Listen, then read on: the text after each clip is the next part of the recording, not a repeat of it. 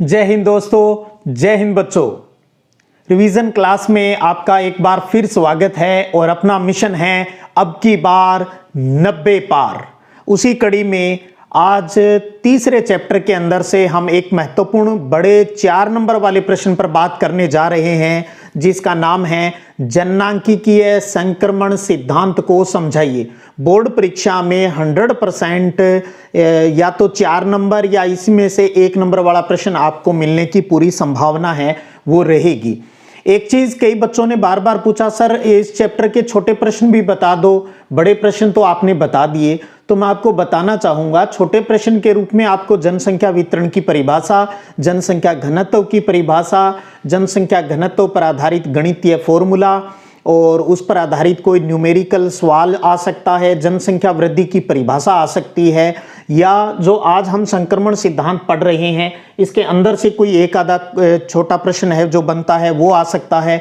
और प्लस जनसंख्या वितरण का जो मानचित्र वाला जो वीडियो मैंने कुछ दिन पहले डाला था, टेलीग्राम पर शेयर भी किया था, उसके अंदर जो मानचित्र की सहायता से जनसंख्या के जो आंकड़े आपको समझाए हैं उसको छोटे प्रश्न के रूप में आपको तैयार करना है बस। और एक चीज और आज मैं यहां बताना चाहूंगा, आपको आपकी जो किताब है उस किताब के पीछे जो अभ्यास प्रश्न दिए हैं, जैसे उसमें से 2 प्रकार के, यानी एक तो ऑब्जेक्टिव जो एबे वाले प्रश्न दिए हैं हर चैप्टर के, और प्लस अति लघुतरात्मक प्रश्न जो पीछे दिए हैं पाठ के अंदर, उनको आपको अच्छे से अध्ययन करना है। और महत्वपूर्ण बिंदु जो हर चैप्टर के लास्ट में प्रश्नों से पहले दिया जाता है उसको भी आपको अच्छे से तैयार करना है। तो आज हम जनसंख्या संक्रमण सिद्धांत को अच्छे से समझेंगे, इसका अच्छे से घोटा लगाएंगे और बड़े प्रश्न के रूप में तैयार करेंगे, और इसमें हम इसका डायग्राम भी बनाएंगे। तो पहले हम थ्योरिकल बात कर लेते हैं, उसके बाद मैं आपको ये भी बताऊंगा भी डायग्राम है वो कॉपी में आपको किस तरीके से बनाना है, उसमें क्या क्या चीजें हैं वो आपको लिखनी है। तो आप पूरा वीडियो देखेंगे तो सारी चीजें क्लियर हो जाएगी भी किस प्रकार से उत्तर लिखना है।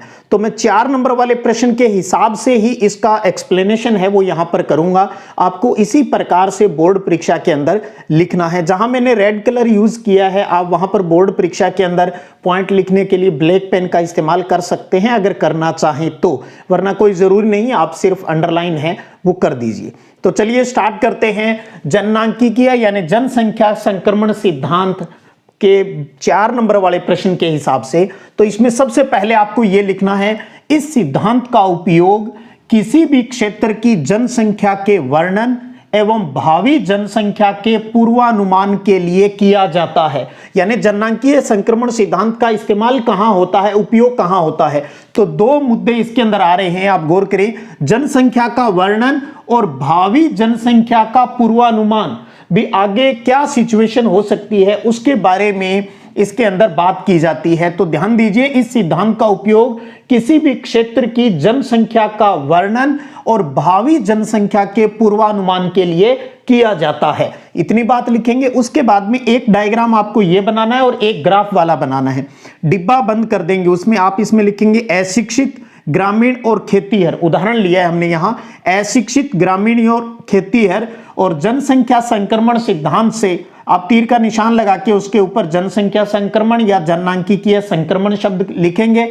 और फिर अगले डिब्बे में आप लिखेंगे, यहां अशिक्षित लिखा तो इधर शिक्षित लिखना है, इधर ग्रामीण लिखा है तो नगरीय लिखना है, खेतीहर खेती करने वाले हैं तो इधर उद्योगों में लगे यानी औद्योगिक शब्द का इस्तेमाल करना है और इसको डिब्बे में बंद कर देना है। इसका क्योंकि जब हमने डिब्बा बना दिया, ये डायग्राम सा बना दिया, तो अब इसकी डिटेल लिखने की आवश्यकता नहीं है। उसके बाद आपको पता है आपके पाठ्यक्रमानुसार इस संक्रमण सिद्धांत की 5 अवस्थाएं दी गई है, और एक उस अवस्थाओं पर बात करें उससे पहले मैं आपको बता दूं, आप लिखना चाहें तो एक चीज, एक काम और कर सकते हो आप, डिब्बे के नीचे जो पहला डिब्बा बनाया उसके नीचे तीर का निशान लगाकर उस पर आप लिख देंगे नीचे उच्च जन्म दर और उच्च मृत्यु दर। एक ही लाइन में आ जाए तो ठीक है, वरना 2 लाइन का इस्तेमाल करने, उच्च जन्म दर और उसके नीचे लिख दें उच्च मृत्यु दर। और लास्ट वाला जो डिब्बा इधर वाला है उसके नीचे आप लिखेंगे निम्न जन्म दर और निम्न मृत्यु दर। इधर दोनों उच्च उच्च वाले लिखने हैं और इधर दोनों ही निम्न निम्न वाले लिखने हैं। बीच वाली अवस्थाओं का इस डायग्राम में जो उल्लेख है वो आपको नहीं करना है।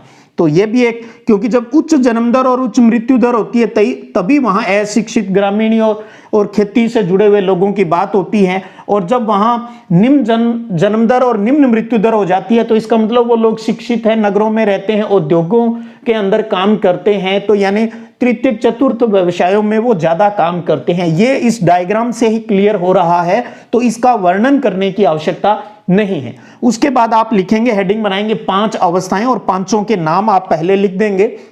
उच्च जन्म दर, उच्च मृत्यु दर, दोनों ही उच्च उच्च है, ध्यान दीजिए, उच्च जन्म दर, उच्च मृत्यु दर। दूसरा पॉइंट भी उच्च जन्म दर और उच्च मृत्यु दर है, लेकिन यह शब्द आप लिखेंगे जरूर, गिरती हुई, यानी उच्च जन्म दर दूसरी जो अवस्था है, उच्च जन्म दर उच्च मृत्यु दर, परंतु गिरती हुई है, हाई लेकिन थोड़ी कम हो रही है, यह शो होता है। तीसरी अवस्था में भी आप उच्च शब्द जन्म दर के लिए यूज करेंगे, उच्च जन्म दर, और लेकिन मृत्यु दर से पहले आपको लिखना है मध्यम मृत्यु दर। तीसरी अवस्था है उच्च जन्म दर, मध्यम मृत्यु दर। चौथी है फिर मध्यम जन्म दर और निम्न मृत्यु दर। पांचवी है निम्न जन्म दर और निम्न मृत्यु दर। तो क्या हुआ, 1 से 5 की कहानी क्या हुई, उच्च जन्म दर और उच्च मृत्यु दर से संक्रमण कहां हो गया, निम्न जन्म दर और निम्न मृत्यु दर। तो आप देखेंगे, पहले जन्म दर की बात कर लें तो तीनों में उच्च है, और चौथे में मध्यम और पांचवें में निम्न है। और मृत्यु दर की बात करें तो पहले दूसरे में उच्च है, पहले में सिर्फ उच्च है, दूसरे में उच्च के साथ लास्ट में गिरती हुई अवस्था भी लिखना है आपको, गिरती हुई ये शब्द लिखना है। तीसरी में मध्यम आता है, और जन्म दर में चौथी में मध्यम आता है, और इधर मृत्यु दर में पांचवें में चौथे में निम्न आ जाता है मृत्यु दर, और पांचवें में निम्न मृत्यु दर। तो इसमें 2 में उच्च, 1 में मध्यम, 2 में निम्न है। इधर 3 उच्च, 1 मध्यम और 1 निम्न है। तो ये पांचों अवस्थाओं का आप 5 लाइनों में वहां पर लिख देंगे। बड़ा प्रश्न है तब। अब एक एक अवस्था को आपको यहां लिखना है और कुछ नहीं लिखना, इसी बात को हमें वहां रिप्रेजेंट करना है। सिर्फ कुछ देशों के उदाहरण और दे देने हैं, थोड़ा सा गौर करें। कोई ज्यादा हार्ड प्रश्न नहीं है, बहुत ही फ्री का नंबर मानता हूं अगर यह प्रश्न बोर्ड परीक्षा में आता है। तो इतनी बात आप समझ गए। तो उसके बाद आपको लिखना है, अब इसको हम एक नंबर जो है ये आप प्रथम शब्द का इस्तेमाल करें या पहली अवस्था का नाम दें। तो आप नंबर 1 लिखेंगे प्रथम अवस्था या फिर पहली अवस्था। इसमें आप क्या लिखोगे, इस अवस्था में उच्च जन्म दर और उच्च मृत्यु दर होती है। यही लाइन वहां हमने शब्दों के रूप में लिख दी, इसलिए यह लाइन अब आप ऐड कर सकते हो। इसलिए जनसंख्या वृद्धि बहुत कम होती है, क्योंकि उच्च ही जन्म लेने वाले हैं और उच्च ही मरने वाले हैं, तो इसलिए जनसंख्या वृद्धि बहुत कम होती है। अब उदाहरण भी देना है आपको, जैसे अफ्रीका महाद्वीप के सूडान, कांगो, घाना आदि देश में यह अवस्था देखने को मिलती है। बाई चांस देश भूल जाएं तो यह ध्यान रख लेना, अफ्रीका महाद्वीप के अधिकांश देशों में यह अवस्था देखने को मिली है, यह भी आप लिख सकते हैं। तो पहली अवस्था उच्च जन्म दर और उच्च मृत्यु दर होती है, इसलिए जनसंख्या वृद्धि बहुत कम होती है। अफ्रीका महाद्वीप के सूडान, कांगो, घाना देश में यह अवस्था देखने को मिलती है। यह चीज आप पहली अवस्था में लिखेंगे। उसके बाद आप दूसरी अवस्था, द्वितीय या दूसरी अवस्था हेडिंग बनाएंगे, अंडरलाइन करेंगे और फिर उसमें लिखेंगे स्वास्थ्य सेवाओं के विकास के कारण। यह शब्द आपको जरूर लिखना चाहिए, स्वास्थ्य सेवाओं यानी मेडिकल सुविधा, स्वास्थ्य सेवाओं के विकास के कारण इस अवस्था में उच्च जन्म दर, इसमें भी उच्च था, उच्च जन्म दर और उच्च मृत्यु दर लेकिन गिरती हुई अवस्था में मिलता है। तो यानी इसी लाइन को लिखा है और साथ में हमने यह कह दिया भी गिरती हुई अवस्था का कारण क्या है, स्वास्थ्य सेवाओं का विकास। तो स्वास्थ्य सेवाओं के विकास के कारण इस अवस्था में उच्च जन्म दर और उच्च मृत्यु दर लेकिन गिरती हुई अवस्था में मिलता है। उदाहरण आपको यही अफ्रीका महाद्वीप वाला देश वाले देने हैं। जैसे वर्ष 2000 के बाद यानी 2000 तक तो अफ्रीका महाद्वीप के अधिकांश देश पहली अवस्था में थे, सन 2000 के बाद ये कौन सी अवस्था में आ गए हैं, दूसरी अवस्था में आ गए हैं। ये बात यहां बता रहे हैं। जैसे वर्ष 2000 के बाद अफ्रीका महाद्वीप के अधिकांश देश इस अवस्था में आ गए हैं। नाम लिखना चाहे तो वही आप दोबारा लिख सकते हो, या और भी रोडेशिया, नाइजीरिया, वो ग्वाटेमाला अगर याद हो तो वो लिख दीजिएगा। पहले से याद रख रखा है तो फिर कोई दिक्कत ही नहीं है। तो पहली अवस्था उच्च जन्म दर और उच्च मृत्यु दर होती है, यह बात लिखी। इस कारण जनसंख्या वृद्धि बहुत कम होती है, 2 बात। तीसरी बात, उदाहरण अफ्रीका महाद्वीप के सूडान, कांगो देशों में यह अवस्था देखने को मिलती है। कब तक मिली, सन 2000 तक। दूसरी अवस्था में आप लिखेंगे उच्च जन्म दर और उच्च मृत्यु दर लेकिन गिरती हुई, क्यों, क्योंकि स्वास्थ्य सुविधाओं का विकास हो रहा है। और उदाहरण वर्ष 2000 के बाद अफ्रीका महाद्वीप के अधिकांश देश दूसरी अवस्था में आ गए हैं। फिर आप लगाएंगे हेडिंग तीसरी अवस्था। तीसरी अवस्था इधर देखें, उच्च जन्म दर और मध्यम मृत्यु दर, यही लाइन वहां सेट करनी है अपने को। इस अवस्था में उच्च जन्म दर व मध्यम मृत्यु दर के कारण जनसंख्या में तीव्र वृद्धि होती है। ध्यान दीजिए, जननांकिकीय संक्रमण सिद्धांत के अनुसार, ये छोटे प्रश्न हैं, जननांकिकीय संक्रमण सिद्धांत के अनुसार किस अवस्था में जनसंख्या में बहुत अधिक वृद्धि होती है? तो ध्यान दीजिए, वो तीसरी अवस्था है, तीसरी अवस्था है, तीसरी अवस्था है, जिसमें हमारा देश भारत, पाकिस्तान, अफगानिस्तान, श्रीलंका, नेपाल है, वो शामिल है। तो अगर आपसे पूछ ले भारत जननांकिकीय संक्रमण की किस अवस्था में आता है, तो आप उत्तर देंगे तीसरी अवस्था में आता है। और ऑब्जेक्टिव प्रश्न आ जाए तो वहां तीसरी अवस्था शब्द लिखा हो सकता है, या फिर यह लिखा होगा उच्च जन्म दर मध्यम मृत्यु दर। तो ध्यान रखिएगा, ये 5 जो अवस्थाएं आपको अगर याद है जन्म दर और मृत्यु दर के हिसाब से, तो यहां कोई समस्या नहीं आएगी। सिर्फ इतनी तो चीज दिमाग में सेट करनी है, और ये भी भूल जाओगे तब भी कोई दिक्कत नहीं। ये कोई हार्ड नहीं है। अभी अशिक्षित ग्रामीण 3 लिखे हैं, 2 याद रह जाए तब भी कोई दिक्कत नहीं इनमें से। और संक्रमण सिद्धांत हुआ, ये हो गया पहली अवस्था, यहां लिख दी, 5वीं अवस्था इसके नीचे भी लिख दी, ताकि एग्जामिनर के ऊपर अच्छा इफेक्ट पड़े भी, हाँ बच्चे को बड़ा अच्छे से ये बात समझ में आई हुई है। तो पुनः देखिए, तीसरी अवस्था बहुत इंपॉर्टेंट रहती है, क्योंकि इसमें अपना देश भारत शामिल है, और भारत के जो उत्तरी भारत के जो राज्य है वो ज्यादातर इसके अंदर आते हैं। तो तीसरी अवस्था में उच्च जन्म दर और मध्यम मृत्यु दर के कारण जनसंख्या में तीव्र वृद्धि होती है। जो उदाहरण भारत, पाकिस्तान, अफगानिस्तान, श्रीलंका, नेपाल देश है, वो इस अवस्था में आते हैं। अब बात करें आगे, अपने तीसरी अवस्था के बाद अपने चलते हैं अब चौथी अवस्था में। तो मैं इसको इरेज कर लेता हूं यहां पर, और चौथी अवस्था की बात कर लेंगे। और अब आप थोड़ा सा उत्तर लिखना भी समझ जाएं भी किस प्रकार से लिखना है। अगर उत्तर आपको इन 5 जो अपनी अवस्थाएं हैं, अगर ये नाम याद हैं, तो फिर तो कोई दिक्कत ही नहीं है। उसके बाद हेडिंग बनाएंगे आप चौथी अवस्था। तीसरी अवस्था के बाद आपको लिखना है फिर चौथी अवस्था, ये लिखा, या चतुर्थ अवस्था लिखा, और इसको अंडरलाइन कर देंगे। और क्या लिखेंगे, ये बात अपने को मध्यम जन्म दर और निम्न मृत्यु दर वाली बात है, वो इसके अंदर सेट करनी है। सिर्फ क्या लिखोगे, इस अवस्था में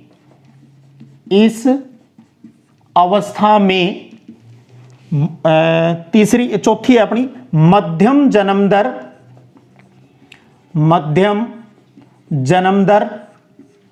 व निम्न मृत्यु दर होती है या पाई जाती है। यह शब्द आप लिख देंगे इसके अंतर्गत, और उदाहरण लिख देंगे देशों के नाम।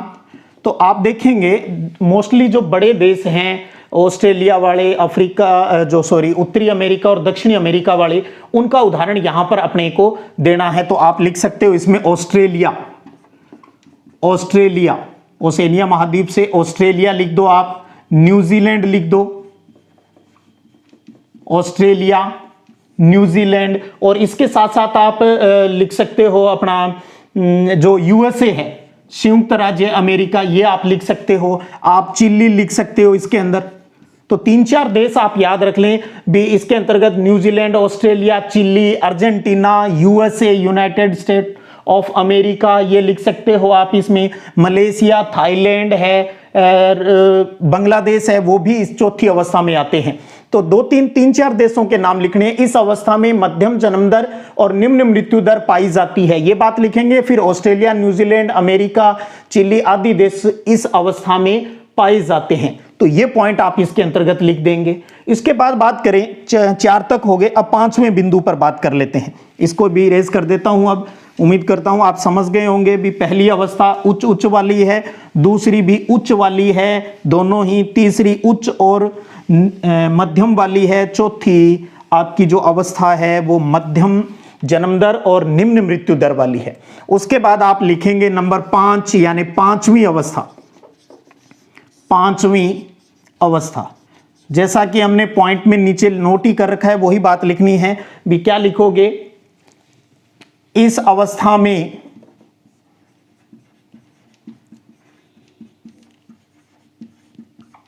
निम्न जन्म दर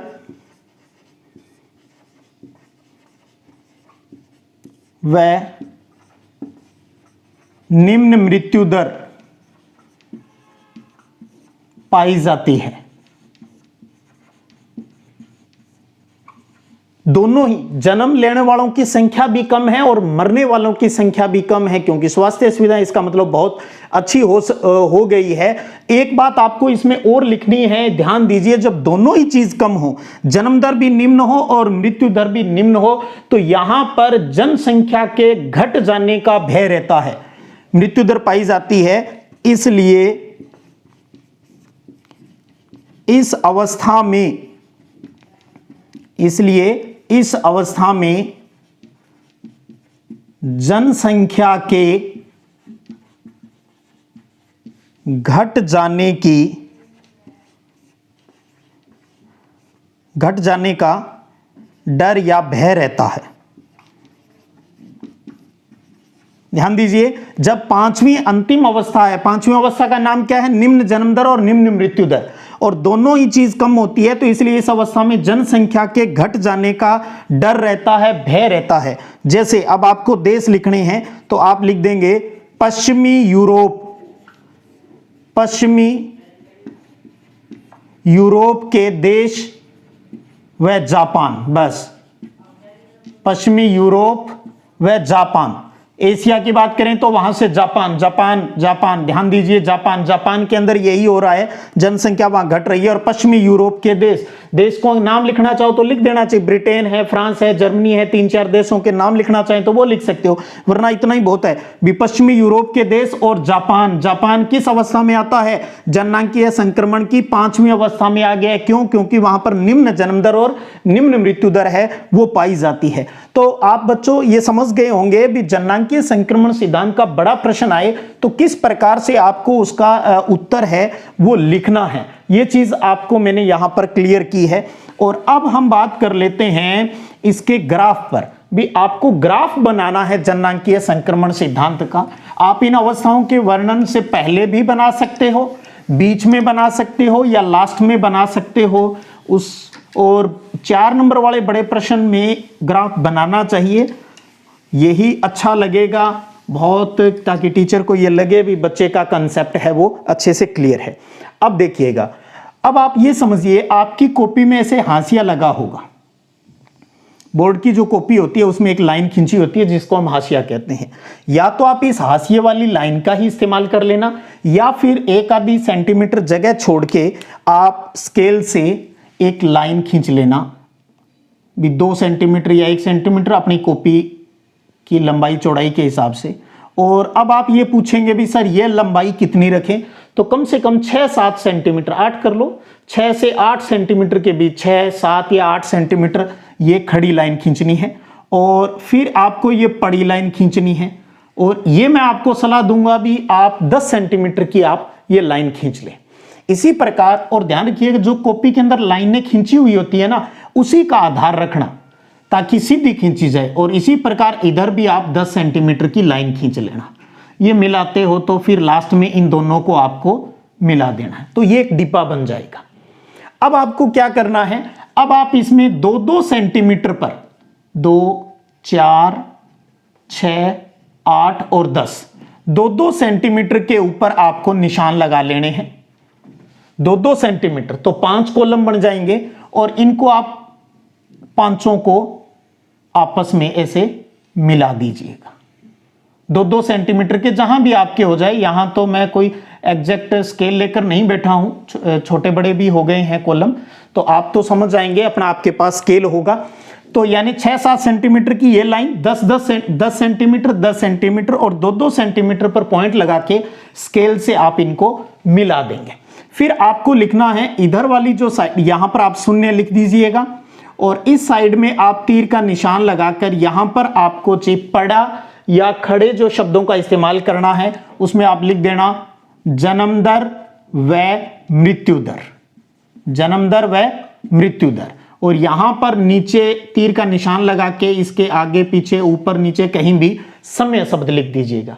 भी जन्म दर और मृत्यु दर जो प्रति हजार की हम बात करते हैं वो चीज लिखना चाहें तो प्रति हजार प्रति वर्ष भी लिख सकते हो, ये समय हो गया। तो ये हो जाएगी आपकी पहली अवस्था। ये दूसरी अवस्था आप फर्स्ट सेकंड थर्ड ऐसे लिख दो, या ऐसे लिख देना पहली और नीचे अवस्था, दूसरी अवस्था, तीसरी अवस्था, चौथी अवस्था और पांचवी अवस्था। बस ज्यादा और कुछ नहीं करना है आपने को, आलतू फालतू चीजें। डायग्राम आप किताब में देखेंगे तो बहुत कुछ लिखा हुआ है, आप क्यों, क्योंकि हमने उसका वर्णन कर दिया है, तो अब इसमें ज्यादा शो करने की जरूरत नहीं है। अब आप क्या करना, ऊपर से थोड़ी जगह छोड़ के आप थोड़ी सी ऊंची नीची लाइन खींचते हुए ग्राफ रूप में ऐसे कर देना पहले कॉलम के अंदर। फिर दूसरे में, तीसरे में और चौथे में आपको एक घेरा देना है जो यहां लास्ट वाले में पहुंचेगा। जैसा इतना आपने ऊपर जगह छोड़ी उतना ही थोड़ा सा नीचे से जगह छोड़ के आपको इसको आगे बढ़ाना है। तो थोड़ा सा झुकता हुआ शो करते हुए और आपको लास्ट में यहां पर एक लाइन खींचनी है और यहीं से कर लेना, क्योंकि इसको तो पहली अवस्था है। और इसी प्रकार झुकता हुआ आपको इस प्रकार से इस पॉइंट पर ले आना है। बस सीधी खींच देना चाहिए लाइन, आपको बिल्कुल एज इट इज करने की जरूरत है वो नहीं है। तो ये आपकी पहली अवस्था, ये दूसरी, तीसरी। ये जो ऊपर वाली लाइन है ये किसको शो करती है, ये जन्म दर को शो करती है। आप लिखना चाहे तो यहां पर ये बात जरूर लिख देना, ये जन्म दर को शो कर रही है और ये लाइन है वो मृत्यु दर को शो कर रही है। अब आप इसके अंदर इस तरीके से थोड़ी दूरी पर जो डिब्बा आपका बंद हो गया है उसके अंदर ये लाइनें खींच देना। बस ये बन गया आपका जननांकिकीय संक्रमण सिद्धांत का ग्राफ। 6-7 सेंटीमीटर खड़ी लाइन होगी, 10 सेंटीमीटर ये लाइन, 2-2 सेंटीमीटर पर बिंदु लगा के इनको मिला दिए तो 2-2 सेंटीमीटर के आपके 5 कॉलम यानी 5 अवस्थाएं बन गई। पहले में ऊंची नीची ऐसी ग्राफिकल लाइन खींचकर और यहां से और इस प्रकार एक ऊपर से झुकती हुई और एक नीचे से ऐसे झुकती हुई लाइन और यहां पर आप मिला देंगे तो ये 5वीं स्टेज हो जाएगी, जहां ये शो होगा भी निम्न जन्म दर और निम्न मृत्यु दर है और ये लाइन यहां शो कर रही है भी उच्च जन्म दर और उच्च मृत्यु दर है। आंकड़े लिखने की कोई आवश्यकता नहीं है, आपको ये प्रेजेंट करना है भी हाँ ये चीज आपके अच्छे से समझ में आई हुई है। फिर भी आप डिटेल करना चाहेंगे तो डिटेल वीडियो है वो आपके इसी चैनल के ऊपर प्लेलिस्ट में जाकर देखिएगा, डिस्क्रिप्शन में भी लिंक दे दूंगा तो वहां से भी आप पढ़ सकते हैं। जनसंख्या वृद्धि वाला भी प्रश्न इंपॉर्टेंट रहता है तो वो तो जो विस्तृत वीडियो है, क्योंकि 4 नंबर के लिए तैयार करना है तो वहीं से आपको उसका जो कारण है, समस्याएं हैं और समाधान है वही आपको करने होंगे। तो इसके साथ ही अपना आज ये तीसरा चैप्टर है वो भी पूरा हो जाएगा। कल अपने चौथे चैप्टर को स्टार्ट करेंगे और कल या परसों ही मैं आपको क्विज भी टेलीग्राम पर डाल दूंगा और दूसरे व्हाट्सएप वाली क्विज वो भी 1-2 दिन में तैयार करके वो भी आपको सेंड कर दूंगा। और अभी जो क्विज चल रही थी, एक प्रश्न में मिस्टेक हो गई थी, जो फर्स्ट वाली जो मैंने अभी डाली थी उसमें जो 25वां प्रश्न है उसकी थोड़ी मिस्टेक है तो कोई दिक्कत नहीं, आगे मैं उसकी मिस्टेक है वो सुधार दूंगा, कोई दिक्कत नहीं। वो प्रिंट आंसर सेट करने में टाइप जिससे करवाया उसने थोड़ी सी मिस्टेक कर दी, उसके लिए क्षमा चाहूंगा। तो ये था आज का अपना एक बहुत ही इंपॉर्टेंट टॉपिक, जननांकिकीय संक्रमण सिद्धांत। 4 नंबर का प्रश्न आए तो किस प्रकार से उसको लिखना है, कैसे क्या क्या बातें शो करनी है, वो चीजें सारी हमने की है। तो फिर मिलते हैं, इसी प्रकार बने रहिएगा और अपनी तैयारी को आप निरंतर जारी रखिएगा।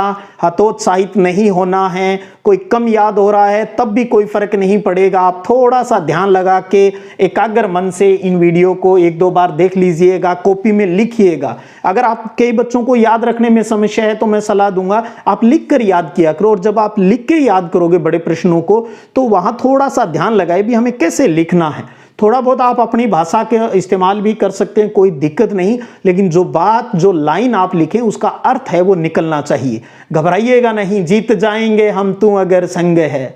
फिर मिलते हैं, तब तक जय हिंद, जय भारत।